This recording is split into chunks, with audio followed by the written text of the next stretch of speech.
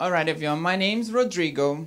I'm Brazilian. And I don't know if you guys know much about Brazil, but we are a mix of like native South America, Africans, and Portuguese. And that mix usually ended up with somebody like Giselle Bündchen or Adriana Lima.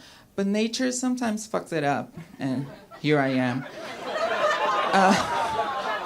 No. Well, it's funny because I feel like I managed to get the worst part of every race. It's like from the Portuguese, I got this washed out color that doesn't really go with anything. It's like the only thing that I can think of is the current administration, but I heard Trump is not on Vogue, so I'm saying no.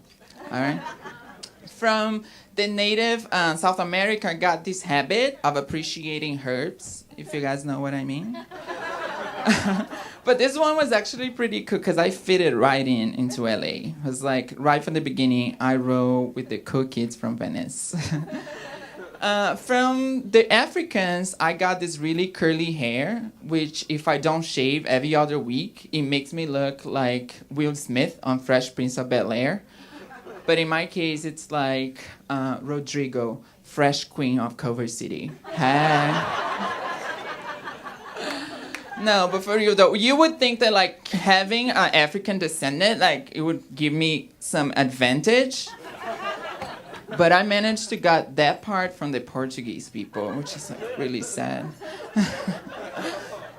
But it's funny that being a foreigner here in America, like it makes you realize that we have different in very little things, like everyday little things. For example, I never understood, to this day, I don't really get it, the whole personal space concept, the 3 feet bubbles. It's like, yeah, I get it. Like if I see a white person like walking towards me on the sidewalk, I would stop and do the little dance that looks like that in my head. It's like, oh, wait, I'm sorry. No. You're sorry. No. Okay. No, please. Come.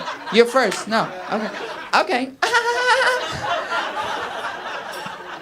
But I never got it. Like in my head it was like, dude, like we are not that fat. Like you can just walk right through me. The fuck? But I started to realize that I sounded rude. So I wanted to say something, and that's what I started to say. Somebody would stop and be like, oh, I'm sorry. And I would just reply, no, you're fine. And just keep walking, which now I realize is super rude. I look like this bitch that comes on the sidewalk. No, you're fine. And just like keep walking. But I was trying to be thoughtful, I promise. I was trying to be thoughtful. And it's just that it's like, does anyone over here has a foreigner friend that has English as a second language? Anyone?